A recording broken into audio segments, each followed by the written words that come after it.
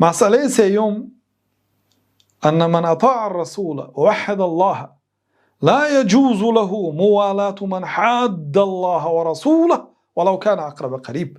ببینید این دو بالاگی کفایه نمیکند. کسی که الله تعالی را دوست دارد، پیامبر صلی الله علیه و سلم را اطاعت کند، ان من اطاع الرسول، کسی که پیامبر صلی الله علیه و سلم اطاعت کند، الله تعالی را یگانه پرستش کند، یعنی در این انسان دو شرط عمل، شرط قبول عمل هست. یگانه پرست، خالصا لله عبادت میکند، با طبق سنت عمل میکند.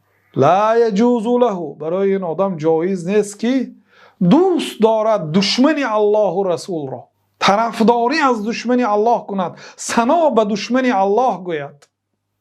این جایز نیست. یعنی عملها را خالصا لله کنید، طبق سنت رسول الله صلی الله علیه و سلم عمل کنید. ماشاءالله پنجشنبه دوشنبه روزه، شبها تهجد، ریشها دراز، میسواک ها در دهان، سنت ها را اجرا میکنید، لیکن یه دشمن الله را دوست میدارید، جانبداری از او میکنید، دفاع میکنید، تعریف میکنید. در این حالت گفتن لا یجوز، جایز نیست. ولو کان اقرب قریب، اگرچه پدرت باشد، نزدیکترین نزدیک ها باشد.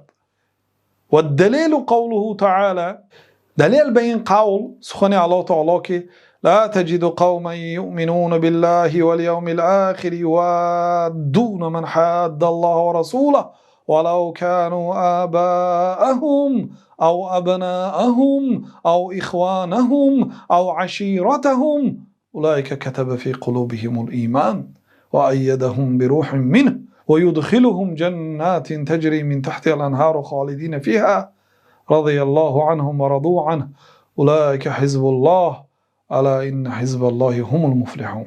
الله تعالی گفت که قومی را نمیابی که به الله ایمان داشته باشند، به روز قیامت ایمان داشته باشند و دشمن الله و رسول را دوست دارند.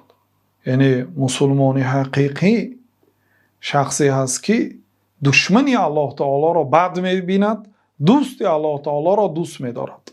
الولاء والبراء، الولاء والبراء، دوست داشتن در راه الله تعالی و بد دیدن در راه الله تعالی. امام بخاری در صحیح بخاری آوردند که دوست داشتن در راه الله تعالی و بد دیدن در راه الله تعالی از ایمان است. بنابراین الله تعالی در دوامش شهادت داد به چنین شخصیت ها به ایمان. گفت که مؤمن حقیقی کسی که به الله و روز قیامت ایمان آورده است، دشمن الله تعالی و رسولش را دوست نمی‌دارد، اگرچه پدرهایشان باشد هم، اگرچه پسرهایشان باشد هم، اگرچه برادرانشان باشد هم، اگرچه از قبیله خودشان باشد هم. اینها شخصیت هایی هستند که در قلب آنها ایمان نوشته شده است، ثنا از جانب الله تعالی. یعنی اینا ایمان دارند. گفت ایمان اینها ایمان است. و ایدهم بروح منه، الله تعالی از جانب خود با روح آنها را قوت داده است و اینها را وارد بهشت میگرداند، جنتی که در زیر درختانش دریاها جاری میشد، خالدین فیها، آنها در جنت جاویدانی باقی میمانند، ابدی، جنت تمام نمیشد.